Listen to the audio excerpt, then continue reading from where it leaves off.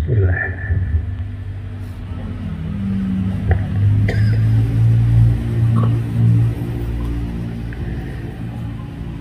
Assalamualaikum warahmatullahi wabarakatuh.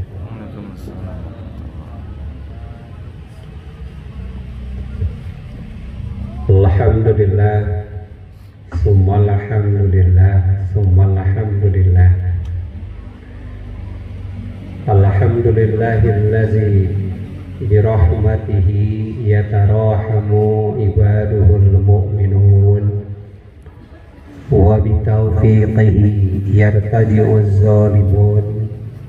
Ashhadu an la ilaha illallah wahdahu la syarikalah wa ashhadu anna Muhammadan abduhu wa rasuluh rahmatan lil alamin.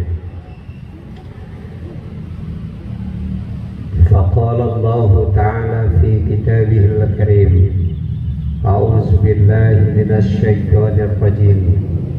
Bismillahirrahmanirrahim. Wa iza sa'alaka ibadi 'anni fa inni qaribun ujibu da'watad da'i iza da'ani falyastajibu li wal yu'minu bi la'allahum yarshudun. Allahu akbar, Allahu akbar, Allahu akbar, Allahu akbar. La ilaha illallah wallahu akbar, Allahu akbar walillahil hamd. Aidin dan aidat, para ibu, bapak, hadirin hadirat yang dimuliakan Allah Subhanahu wa taala. Terlebih dahulu mari kita memanjatkan puja dan puji kehadirat Allah Subhanahu wa taala. Alhamdulillah, Allah masih memberi kepada kita kesehatan secara badani. Alhamdulillah, kita masih bisa melaksanakan berbagai aktivitas keseharian kita dan menunaikan ibadah serta amal saleh. Alhamdulillah, Allah tiada henti memberi kepada kita nikmat-nikmat badani.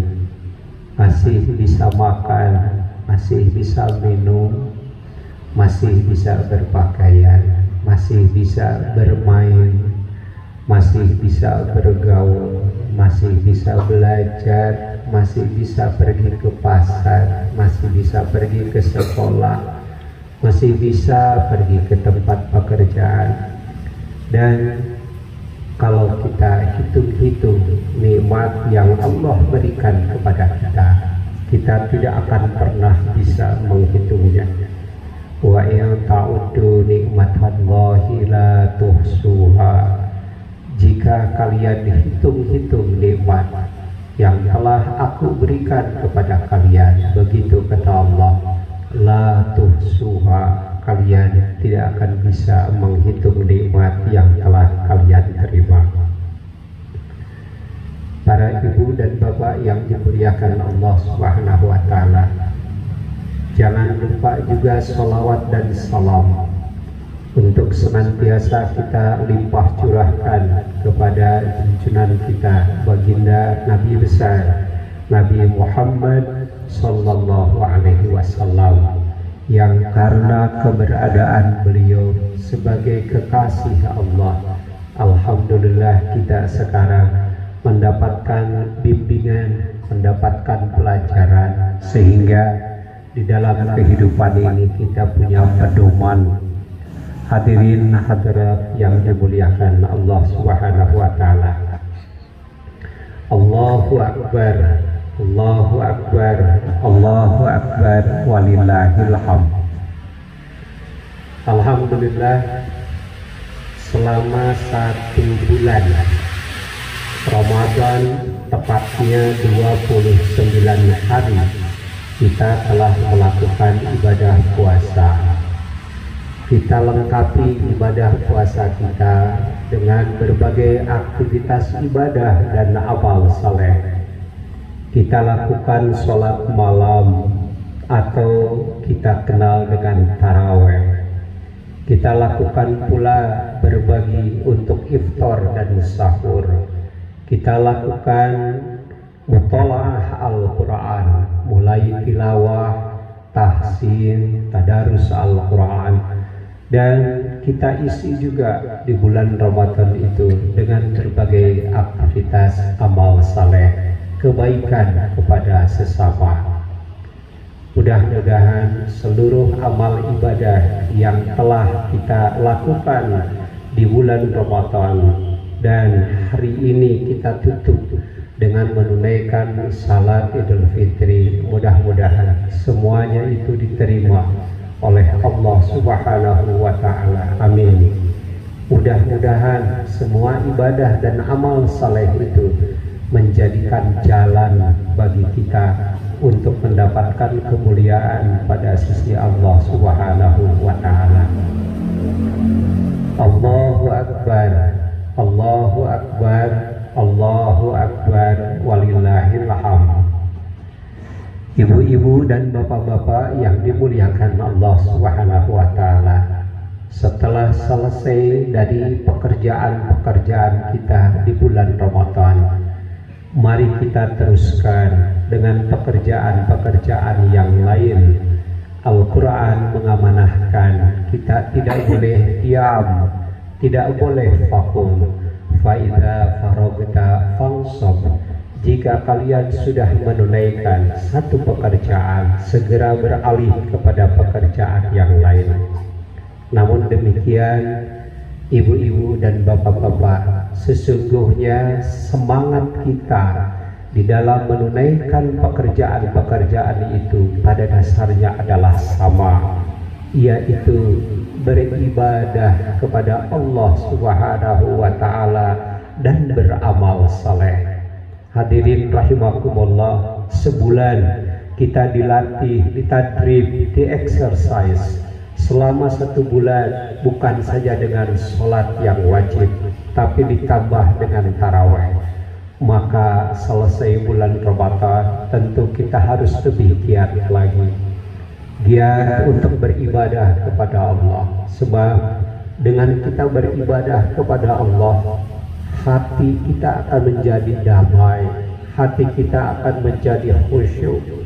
Boleh kita bekerja, boleh kita melakukan apapun yang kita lakukan sesuai dengan profesi kita, tapi kalau didasari dengan ibadah kepada Allah, jangan lupa kepada Allah, harus disertai dengan zikir kepada Allah, maka sedikit rezeki yang kita terima dari dagang, sedikit upah yang kita terima dari bekerja di kantor, insya Allah akan terasa oleh kita sebagai nikmat.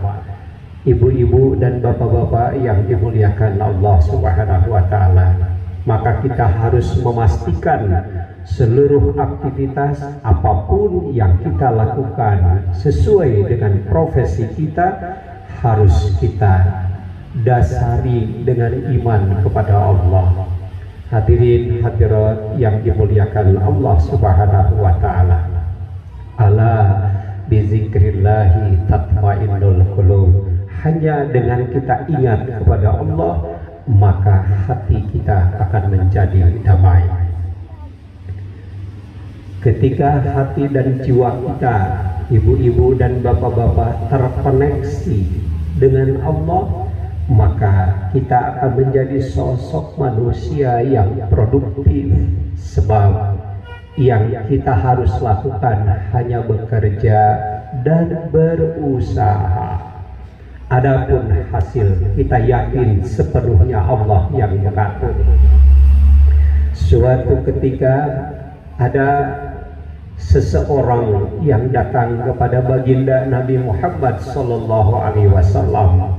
Dia bertanya kepada Nabi, tapi sebelum Nabi menjawab, Nabi melihat orang ini sebagai seseorang yang asing, ini orang tamu datang dari jauh, maka baginda Nabi spontan mengalihkan pandangan keluar masjid. Dilihat apakah ada unta, apakah ada kuda yang ditambatkan. Rasulullah melirik ke sebelah kanan, ke sebelah kiri, tapi tidak ada unta, tidak ada kuda, pertanda tidak ada orang di luar kampung yang datang. Maka Nabi bertanya kepada dia, kamu tambatkan untamu di mana? Begitu pertanyaan Nabi kepada tamu ini. Dijawab oleh tamu itu, saya datang kepada seseorang yang dikasihi oleh Allah. Saya datang kepada Rasulullah, saya datang kepada Nabi Allah. Maka buat apa saya tambatkan unta? Bukankah tamu Allah, tamu kekasih Allah bakal dilindungi oleh Allah? Hadirin rahimakumullah, baginda Nabi Muhammad tidak mau terjebak dalam debat. Nabi Muhammad langsung instruktif memerintahkan kepada dia, berdiri kamu, cari untamu, lalu tambatkan untamu. Setelah engkau tambatkan untamu, maka bertawakallah kepada Allah. Artinya adalah bahwa nasib, ukuran itu semuanya Allah yang ngatur, Allah yang mengukur, Allah yang menentukan. Tapi yang harus kita lakukan adalah bekerja, berusaha dan berikhtiar. Hadirin hadirat rahimakumullah, satu yang harus kita lakukan yaitu ikhtiar. Ikhtiar dalam bidang pendidikan berarti kita harus belajar dengan penuh kesungguhan. Tugas-tugas dari guru harus kita respons, tugas-tugas dari dosen harus kita kerjakan agar kita bisa lulus dengan baik. Persoalan bagaimana lulusnya, biarkan Allah yang membuat skenario-nya sendiri. Kita pergi ke pasar harus dengan penuh kesungguhan. Orang lain belum pergi ke pasar, kita sudah berada di pasar. Kita lakukan berbagai aktivitas pemasaran dengan baik, kita kemas barang dengan baik, kita lakukan pelayanan dengan baik. Selebihnya biarkan Allah yang menentukan apakah dagang kita akan diberi lebih oleh Allah, akan diberi sedikit, akan diberi banyak, akan diberi loba. Biarkan Allah yang menentukan. Itulah iman. Iman akan mendorong kita untuk bekerja, sebab bagi kita bekerja adalah ibadah. Hayatuna kulluha ibadah. Hadirin hadirat yang dimuliakan Allah, ingat kepada Allah akan menjadikan kita jadi orang yang jujur. Suatu ketika Ali bin Abi Thalib pulang dari sebuah ma'arakah. Ma'arakah artinya adalah dari medan pertempuran. Ali masih pakai baju besi, dia kegerahan, lalu baju besinya dicantolkan di pelana kuda. Ketika Ali sedang berjalan, itu baju besi jatuh di tengah jalan dan baru disadari ketika Ali berada di rumahnya. Hadirin rahimakumullah, singkat kata, Ali dapat informasi dari ajudannya bahwa baju besinya itu ada di pasar, sedang dalam proses ditawarkan oleh seseorang. Maka segeralah Ali menghampiri ke pasar karena kebetulan juga dekat dari rumahnya. Benarlah, ternyata baju itu adalah milik Ali. Ali selidik, diamati, dicermati, ada tanda-tanda kepemilikan Ali. Maka Ali kemudian dengan yakin mengatakan, ini barang adalah milikku, ini baju besi adalah milikku, aku jatuh itu dari kuda. Hadirin rahimakumullah, orang yang sedang memegang baju besi, yang sedang menawarkan untuk dijual, tidak mau kalah. Dia mengklaim bahwa itu adalah miliknya, karena ada dua klaim, dari Ali dan dari orang yang sedang memegang baju besi itu. Maka diselesaikanlah di pengadilan. Di pengadilan pada saat itu ada fatsun, yaitu Ali harus mendatangkan dua orang saksi tapi dua orang saksi itu tidak boleh dari keluarganya. Di keluarga Ali tahu bahwa itu baju besi Ali, ada tandanya, tapi yang tahu hanya istrinya, yaitu Fatimah. Yang tahu hanya anak-anaknya, yang tahu hanya yang ada di rumah. Ali tidak bisa menghadirkan dua orang saksi, maka diputuslah oleh hakim. Yang menang adalah pihak lawan Ali. Lalu bagaimana Ali merespons keputusan hakim? Ketuk palu dari hakim. Ali menerima dengan penuh lapang dada, tapi dia menyampaikan pidato singkat. Bapak hakim, dengan ini bismillah wa tawakkaltu 'ala Allah. Saya terima keputusan Bapak hakim, namun tidak mengurangi sedikit pun keyakinan saya bahwa barang itu sesungguhnya adalah milik saya. Saya mampu menunjukkan tanda-tanda kepemilikan saya atas barang itu. Tapi dengan ini saya memang mengikrarkan dengan penuh kejujuran bahwa saya tidak bisa mendatangkan dua orang saksi di luar daripada keluarga saya. Hadirin rahimakumullah. Kemudian Ali mengatakan, dengan ini saya berikan baju besi ini kepada orang yang sekarang mengakui kepemilikannya. Ali keluar dari pengadilan. Begitu Ali keluar satu langkah dari pintu pengadilan, orang yang dimenangkan oleh Bapak hakim itu, dia sujud di hadapan Ali. Dia mengatakan, wahai Tuan, Tuan adalah presidenku. Waktu itu Ali adalah khalifah. Bayangkan, Ali adalah seorang presiden. Dia bukan panglima polisi, dia bukan panglima tentara, dia panglima seluruh kekuatan yang dimiliki oleh bangsa dan negara. Begitu mudah bagi Ali untuk mendatangkan dua orang saksi, direkayasa saja kasusnya. Ajudan saja dijadikan sebagai saksi, mudah bagi Ali. Tapi Ali tidak melakukan itu. Maka orang yang dimenangkan di pengadilan ini, dia sampai salut kepada Ali. Dia mencium sujud ke atas kaki Ali dengan mengatakan, aku bangga kepadamu wahai pemimpinku. Aku bangga kepadamu wahai rajaku. Engkau adalah khalifahku. Engkau manusia yang saleh. Engkau presidenku, tapi engkau jujur. Kenapa? Karena engkau takut kepada Allah. Demikianlah ibu dan bapak yang dimuliakan Allah Subhanahu wa ta'ala. Orang yang ingat kepada Allah akan menjadikan dia jujur di dalam hidupnya. Ada peristiwa lain yang dialami oleh Umar bin Khattab. Umar bin Khattab suka melakukan belusukan ke daerah-daerah. Umar adalah seorang presiden, seorang khalifah yang tidak bisa tidur sebelum rakyatnya tidur. Tidak bisa dia makan sebelum rakyatnya makan. Dia sering melakukan belusukan. Suatu ketika Umar melihat ada segerombolan kambing yang sedang digiring oleh seorang penggembala. Penggembalanya masih muda, dia orang Arab, orang Arab Badui. Kalau di kita disebutnya Badui, Arabnya Arab asli. Hadirin rahimakumullah. Kambing-kambing yang digembalanya itu kambing-kambing yang nampak besar, gemuk-gemuk, unggul-unggul, sehat-sehat. Lalu Umar nyamperin si pemuda, si remaja itu. Dia mengatakan, bolehkah aku membeli satu saja kambing ini? Hadirin rahimakumullah. Tentu si penggembala ini kan bukan miliknya. Dia kemudian mengatakan, aku tidak bisa menjual satu kepadamu wahai Tuan.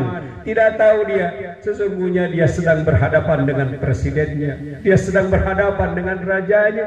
Hadirin rahimakumullah. Dia menolak untuk menjual seekor kambing kepadanya.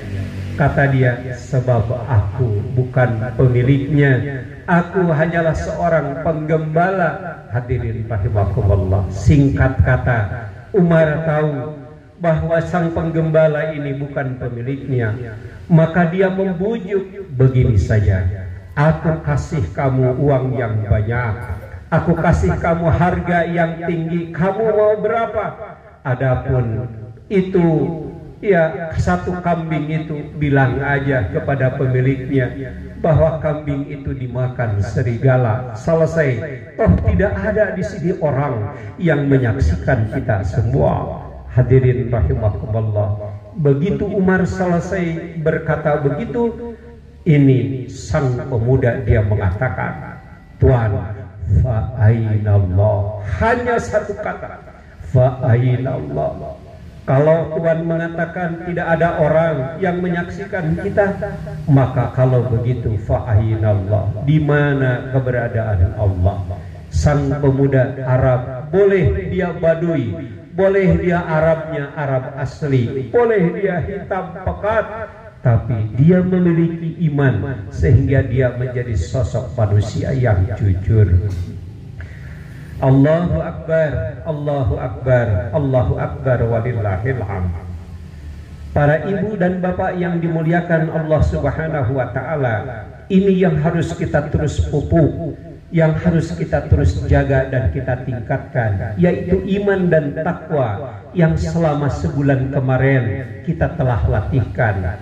Kita tidak makan, kita tidak minum, walaupun di kamar tidak ada orang yang menyaksikan kita. Kita tidak makan, kita tidak minum, walaupun di tempat kos tidak ada yang menyaksikan kita. Kita menjaga, kenapa? Karena kita sedang melatih kehadiran Allah Subhanahu wa ta'ala. Satu hal yang terakhir, bahwa zikir kepada Allah, iman kepada Allah akan menjadikan kita sebagai sosok yang baik terhadap sesama makhluk Allah. Orang yang menyembah kepada Allah, orang yang sholat, orang yang suka zikir, orang yang suka ingat kepada Allah, maka dia akan ingat kepada seluruh makhluk Allah. Dia akan muliakan Allah, tapi juga dia akan memuliakan makhluk-makhluk Allah. Karena itu, ibadahnya seorang muslim tidak cukup hanya dengan sholat, saum, dan haji, tapi ibadahnya seorang muslim adalah dengan melakukan muamalah yang terbaik dengan sesama manusia. Dia akan bergaul dengan tetangga dengan baik, bahkan dia tidak akan pernah untuk menyakiti tetangga dan temannya.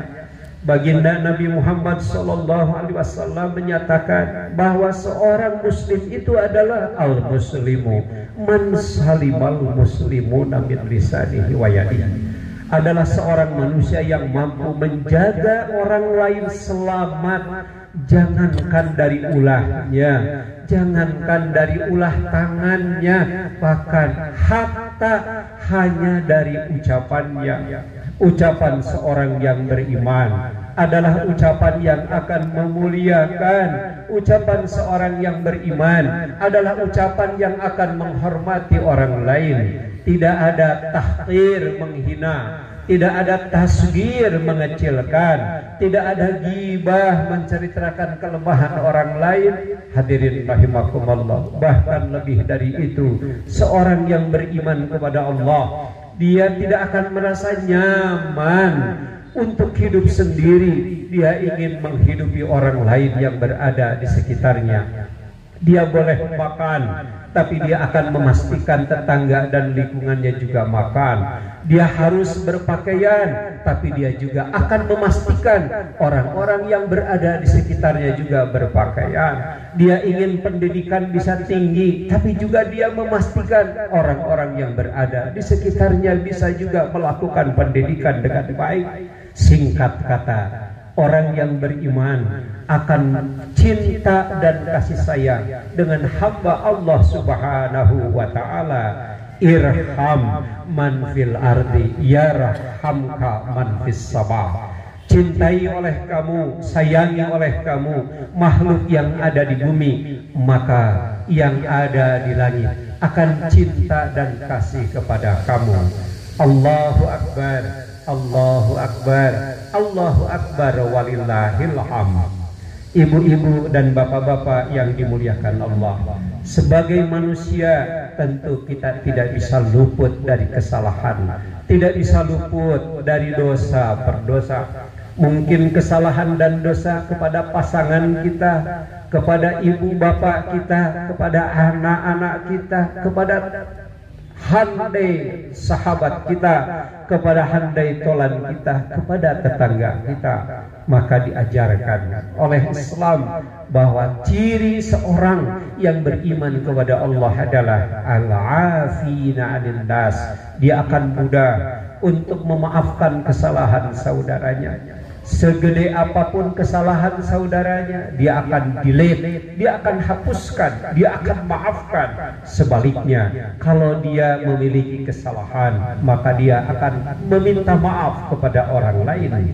Maka ibu dan bapak yang dimuliakan Allah, selesai dari kita menunaikan saum Ramadan ini, pastikan bahwa kita menjadi sosok yang fitri, yang bersih. Tentu yang dimaksud dengan bersih adalah bersih dari segala kealfaan, bersih dari segala dosa, dan bukan saja kita meminta maaf kepada setiap teman, handai tolan, sahabat dan tetangga serta kerabat, tapi yang lebih penting lagi adalah kita meminta ampun kepada Allah. Maka lanjutkan doa-doa yang biasa kita kumandangkan. Allahumma innaka afuwun tuhibbul afwa fa'fu anni.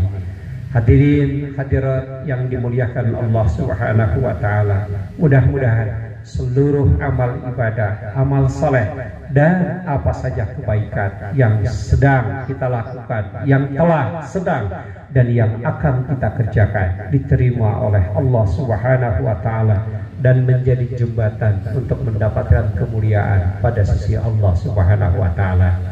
Pada akhirnya mari kita bermunajat ke hadirat Allah Subhanahu wa taala.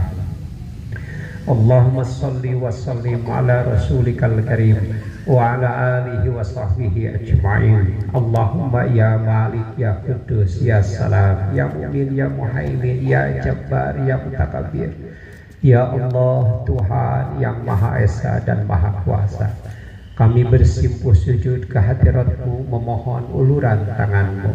Ya Allah, ampunkan kami dari segala kesalahan kami, ampunkan kami dari segala khilafan kami, ampunkan kami dari segala dosa-dosa kami. Ya Allah, ampunkan pula segala kesalahan dan dosa dari kedua ibu bapa kami. Ampunkan segala dosa dan kesalahan dari saudara-saudara kami, ya Allah, baik yang telah kembali kepadamu maupun yang masih berada di sekitar kami. Ya Allah, ya Rahman, ya Rahim, berilah kami bimbingan, ya Allah, agar kami mampu menjaga, memelihara dan meningkatkan ibadah dan amal saleh. Allahumma ya Rahman ya Rahim, limpahkan kepada kami kecenderungan, ya Allah, pada kebaikan dan kecenderungan untuk meninggalkan segala bentuk keburukan dan kejahatan. Allahumma ya Rahman ya Rahim, berikan kami bimbingan agar kami menjadi manusia yang produktif, yang bisa bermanfaat, selalu berkarya, tidak sepi dari prestasi, yang bisa memberikan manfaat nyata bagi umat manusia. Allahumma ya Rahman ya Rahim, limpahkan kepada kami, ya Allah, sahabat, teman, anggota, pemimpin yang terbaik yang bisa menjadi teman, sahabat, kawan, rakyat dan pemimpin yang senantiasa berada di dalam jalan-Mu, jalan yang Engkau ridhoi. Allahumma taqabbal minna innaka antas samiul alim wa tub alaina innaka antat tawwabur rahim. Aqulu qawli hadza wa astaghfirullah li wa lakum walhamdulillahi rabbil alamin. Assalamualaikum warahmatullahi wabarakatuh.